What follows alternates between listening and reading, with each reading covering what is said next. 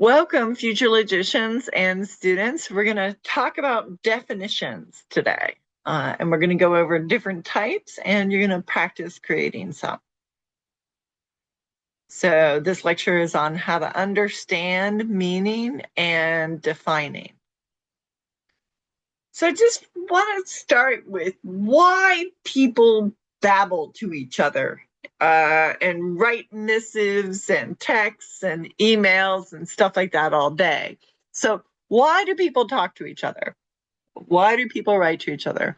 What is the function of ordinary everyday language? So first and foremost, the most important thing is that it's used to convey information. We call this cognitive meaning. Okay, so here's an example. Carlsen and Neiman played two further games against other opponents following the former's sudden resignation on Monday. Okay, so this is just giving us information, in this case, about a chess match. Okay, it's not functioning for any additional obvious purpose.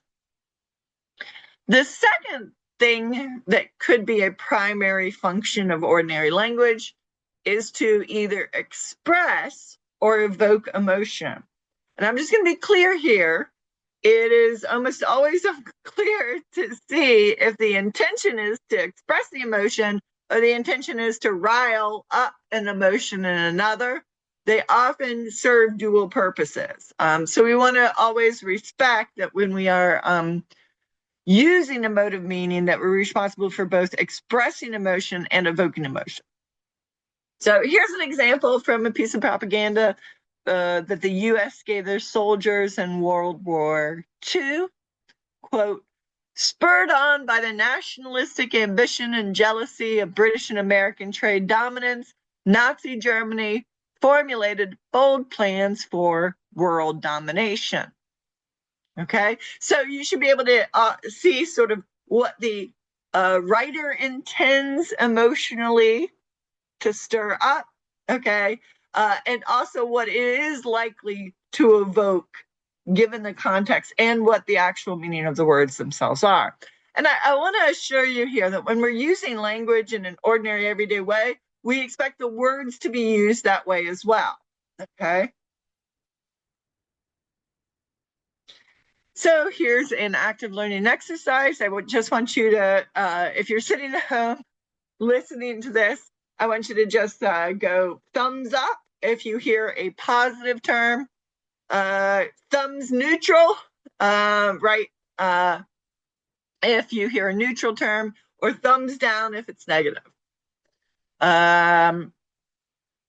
Quote, the Russian, oh, by the way, in this case, the propaganda is from the Russian point of view, so think of it that way. So, quote, the Russian people will always be able to distinguish true patriots from scum and traitors and will simply spit them out like a gnat that accidentally flew into their mouth, spit them out on the pavement.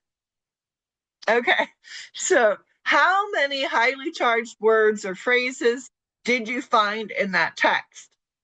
Ones that have emotive force. Now we're going to sort of try to conceptualize definitions by starting with the components of definitions. This time, we want to talk about terms. A term is either a single word or a group of words, a phrase, that can be the subject of a sentence. Words like cardinals, running, win. If you've ever played Mad Libs, it's this game which has blanks that you fill in before you understand the context of the sentence. But we can sort of Mad Libs for terms to test if we can accept something as a term or not, okay? The way that we might do this is see if you can place the term in front of a verb phrase.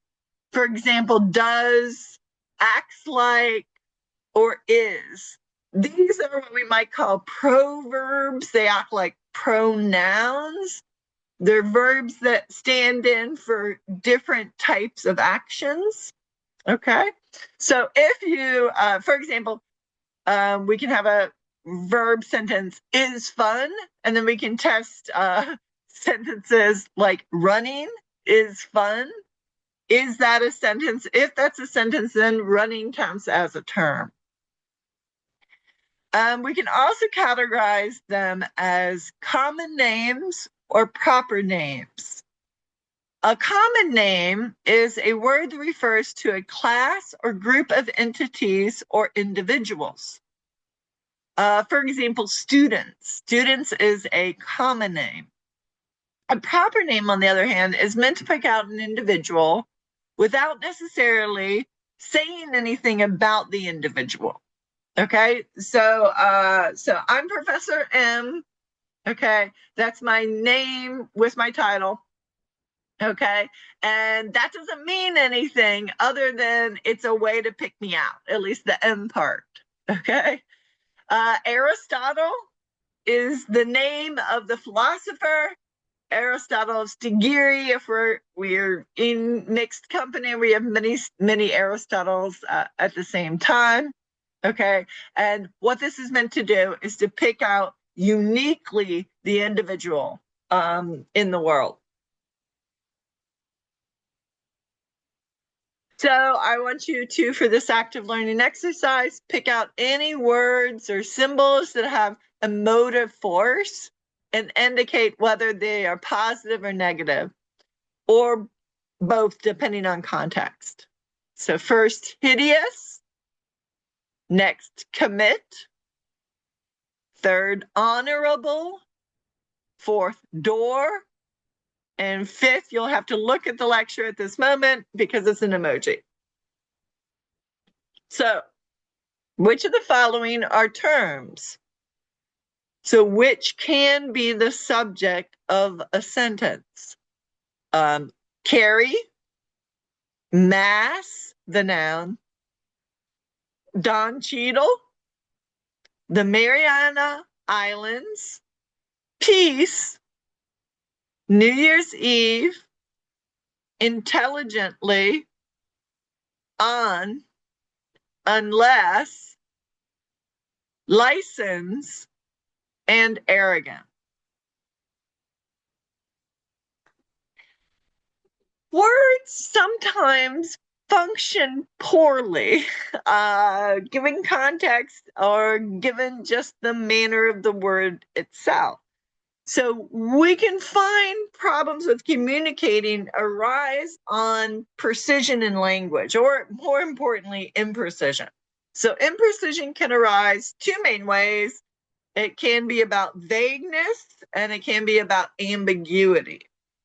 So vagueness occurs in a linguistic expression when the scope or of how many some idea covers, or how long a duration something is, for example, is not clear. Okay? So I'll be vague, and I'll be vague and imprecise. If you're hanging out with me and you want to know when we're going to hang out, but I don't want to give you a fixed date, I might say soon. If I want to be even vaguer, okay, even less clear about of how long the duration before we see each other again, I might say soonish. Okay, so that's vagueness in language. Next is ambiguity. Ambiguity occurs when a linguistic expression can be interpreted as having more than one clearly distinct meaning. Okay, so I want you to think about, in English, certain mouth sounds have many different meanings attached to them within very different connotations. Okay, so like the word right. Okay, the word right could mean as opposed to left, right as opposed to wrong, right as opposed to having a right, as in having the right to vote. Okay, so whenever we use the concept right, when we use it in a phrase like that's not right, we might be able to eliminate like the context of the word right as having a right. Okay, but we still don't know if it means that's not correct or that's not left, meaning going left directionally. So that's vagueness and ambiguity and imprecision. So when we have a meaning of a word, and I've gone over this before, but I'm going to continually go over this to make sure it's very clear. A word has both connotation and denotation. So it has something that is available to the understanding, which is the meaning of it. In the way we most commonly use meaning, something which would state the property, attributes, or qualities that things share in common. So, for example, the connotation or the sense of the word river is some large waterway, it's natural, and it incorporates the idea of flowing into another body of water. Okay? So that's the sense or connotation of the word river. Now, denotation, not only do we have to have some cognizable, some understandable idea in our mind if we share natural language with others, but we also have to have something in the real world, in actuality, in our experiencing of actuality, to be referring to. Okay? So this is what we call denotation, or we can sometimes call it reference or extension. This indicates of what we're talking about in the world.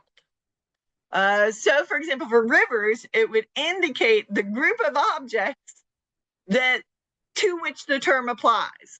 So we could talk about rivers like the James River, or the Mississippi River, or the Nile River.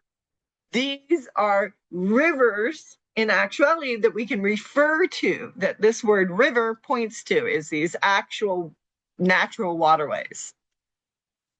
Okay, so the word meaning is ambiguous between these two types of things, so we get more precise in logic, and we use either the word connotation for sense, right, that which we share in our understanding of the word, or denotation for reference or extension to what it applies in the world.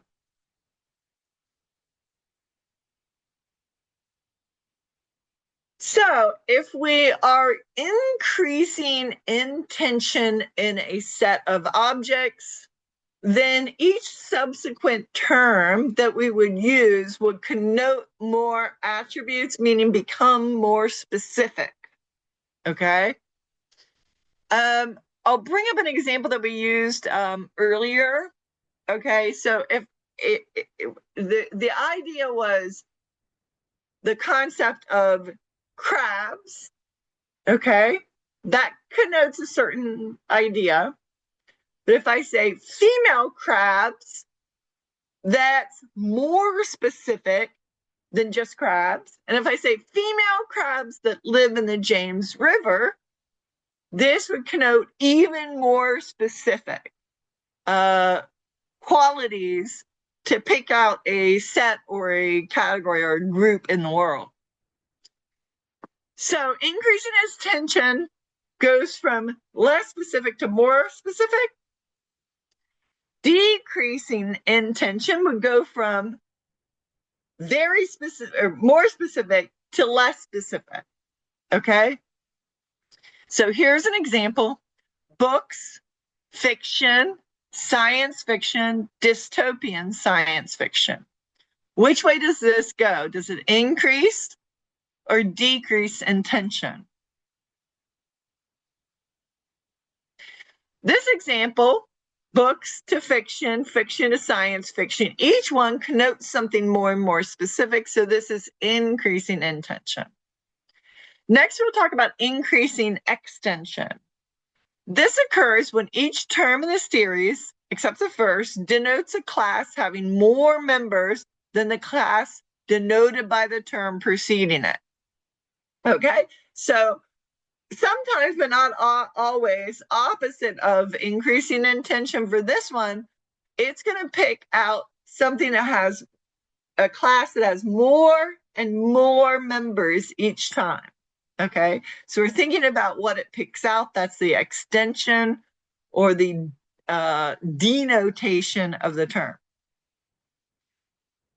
Okay, so here we go. Vaquitas, critically endangered sea mammals, endangered mammals, endangered species. So here we have vaquitas, that's, I believe, less than 200 in the world. Critically endangered sea mammals, there are many more than that, but still not as many as we wish. Endangered mammals is a set that's even broader. And finally, all endangered species would be the broadest of that. So do the exercise yourself. Put the following terms in relation to decreasing extension. So having less and less, okay, in a group, picked out in a group. So first-person shooter video games, video games, Call of Duty. So try this yourself. Put this in decreasing extension. Next, put the following in terms of decreasing intention. Mammal, platypus, animal, Australian mammal, vertebrate.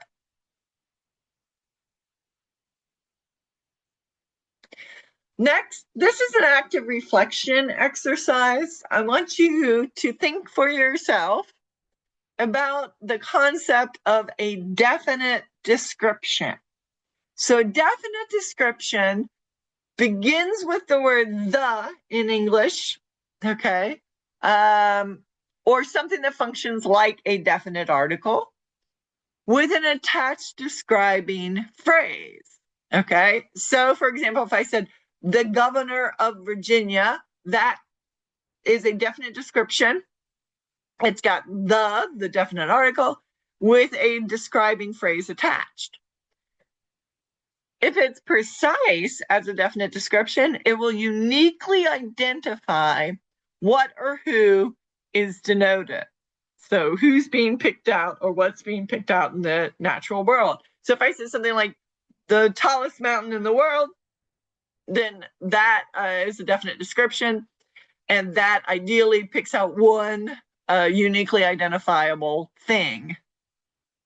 So for yourself, create a polite, definite description of a well-known celebrity or a holiday. For my students, you're going to post this on an extra credit discussion board. See if your peers can guess who it is. Again, maintain politeness. This is rational discussion still. The goal is to make your definite description specific enough to pick out that one individual.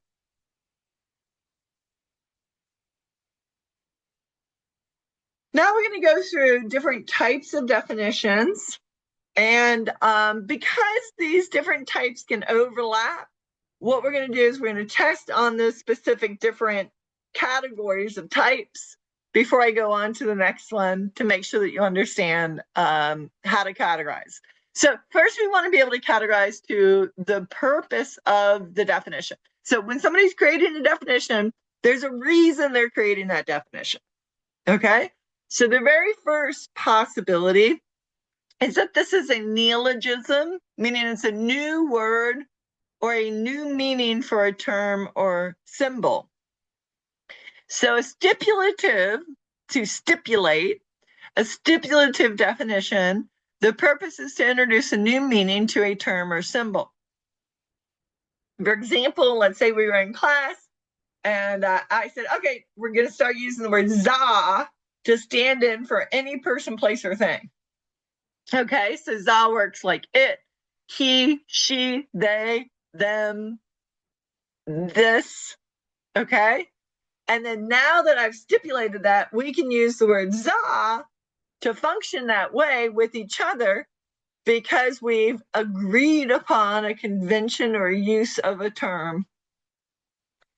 Yeah. Next is precising definition.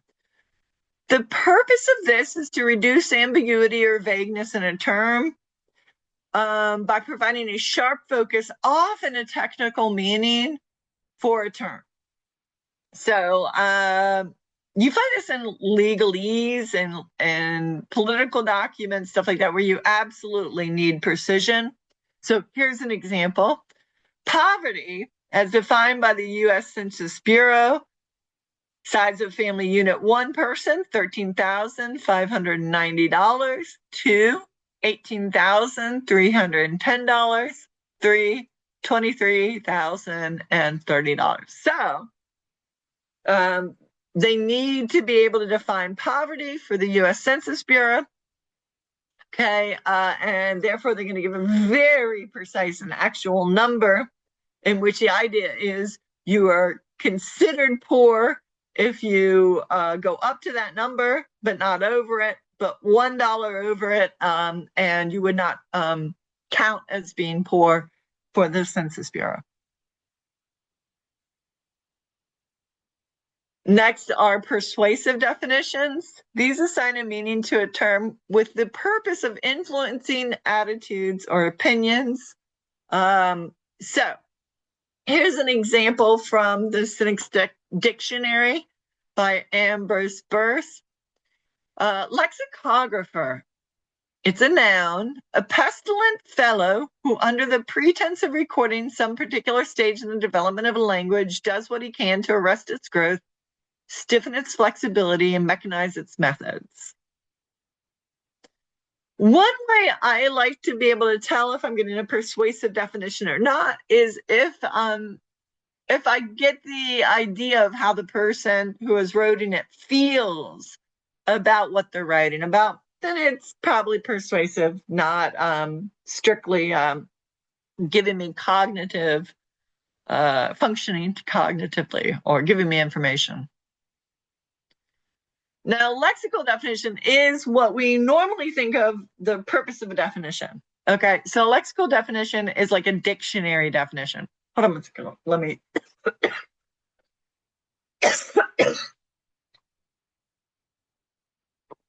This is a definition based on the way a word or a term or symbol is used commonly in society, basically gathered per year, so contemporary usage. The goal is to capture how everybody thinks, right, what the connotation of the term is. So love, for example, means a strong attraction, devotion, or attachment to another. That's a lexical definition.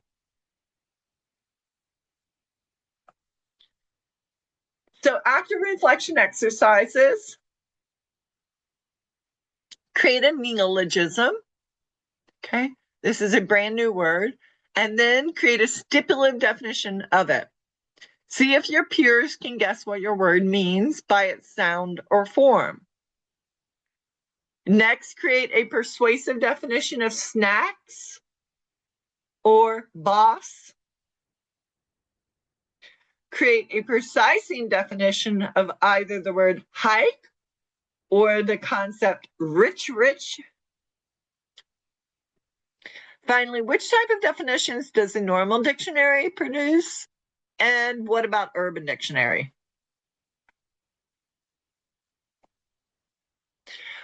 There are norms or standards for what constitutes a good lexical definition. So first it has to follow basic rules of grammar. It has to indicate that the word is being mentioned but not used. And the way we do this is with quotes around the word. So for example, you would put quote, adjust, unquote, and then you'd write V for verb if you were talking about adjust as a verb. B, you would need to convey the essential meaning of the term. Your lexical definition can't be too broad, include too much, or too narrow, exclude concepts that are meant to be included by that definition. It can't be circular, so I can't say, well, what is right? Well, right is right. It can't be negative unless absolutely necessary. So if I say, what's a book? And you say, well, it's not an elephant. let's just think about that logically. Most things in the universe are not elephants. So expressing what it isn't does not convey essential meaning normally. Avoid being vague, figurative, obscure, or ambiguous, and avoid indicating personal opinion. So these are the standards for a lexical definition.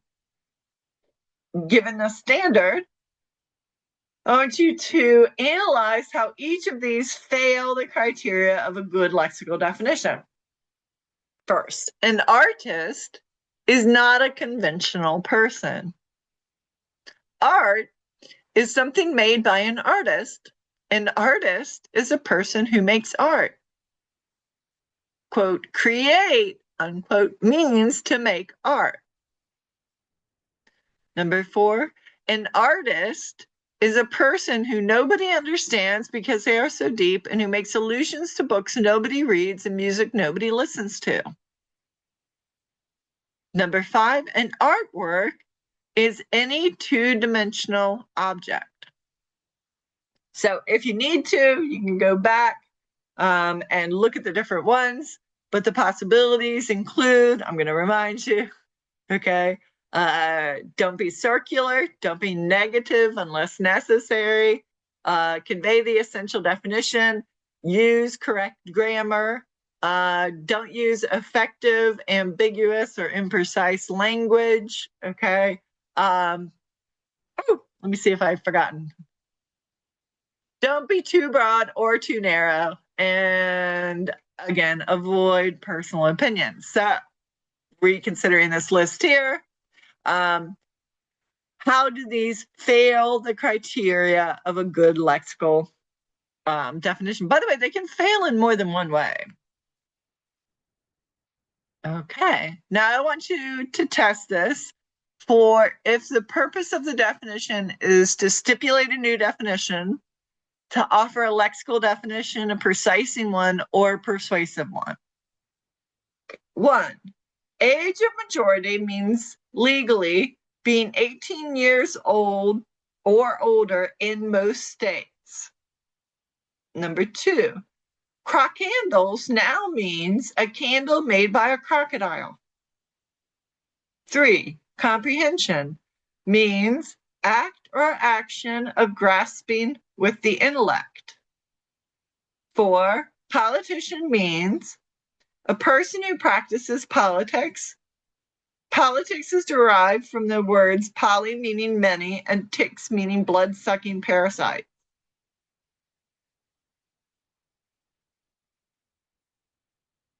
The ocean refers to the body of salt water that contains most of Earth's water. AA means a grade 90 or higher, including any extra credit added at the end of the semester.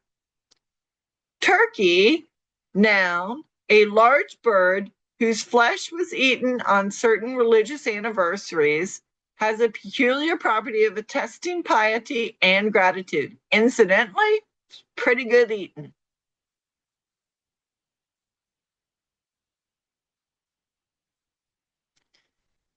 Now we're going to look at our last ways of categorizing different types of definition. This isn't on the purpose, but this is on the way they're doing it.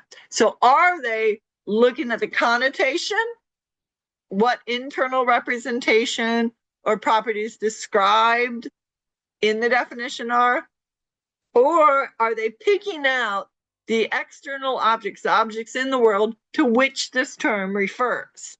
So one is intentional definitions. This is definition doing connotation. The other is extensional definition, or it looks at denotations, what it picks out. So intentional ones include synonymous, etymological, and genus and difference.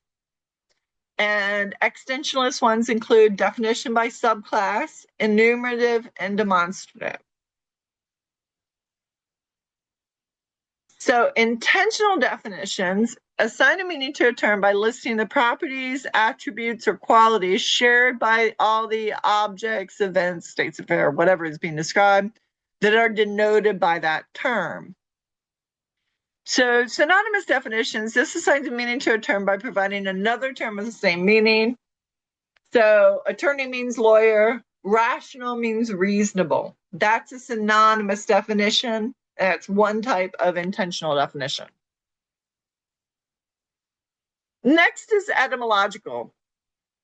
Etymological describe the history of the term to convey the meaning. It'll go into the root words, often the root language that a term comes from, in order to convey the connotation of it. Look for capitalized natural languages and also extra quotations for extra words. Here's an example. Truth comes from Old English trouth, meaning faithfulness, loyalty, as in betrothed. Okay, next is definition by genus and difference. This assigns a meaning to a term by establishing the class, the major class that the term is in, the genus, and then combining it with attributes that distinguish the members of that class called the species or the subclass, okay? So for example, bachelor means unmarried adult male. The genus or the major class is adult male, and the distinguishing part that creates the subclass is unmarried. Okay, I don't know if you know anything about Diogenes of Sinope, but he might have been the first troll that we really know about in Western history. So he really liked to argue with Plato, and he's a cynic in the ancient concept of cynicism, like a dog. He believed in the power of humorous counter-argument, okay? And he and the other cynics practiced many different rebuttal techniques. So here's an example of it. Plato had defined the human being as an animal, bipedal and featherless, and was applauded. So Diogenes found a chicken, brought it into the lecture room with the words, here is Plato's human being. Okay, and what he's talking about is a featherless chicken. So what type of objection or criticism of Plato's genus and difference, bipedal, featherless animal, is this? So what do we call this when somebody comes up with a rebuttal like this? Okay, now you're going to pick out genus and difference, synonymous or etymological. Axe means a tool for chopping. Tomato comes from the Nahuatl word tomato. Seat means chair. Motorcycle is a 2 or 3-wheeled motorized vehicle with handlebars to steer. Apex means top. Ship means a marine vessel with more than 500 tons of displacement. Wave means undulation. The word meander, meaning to wander, comes from the Greek name of a winding river in present-day Turkey called the Meandros. Okay. The last section I want you to understand is about extensional definitions.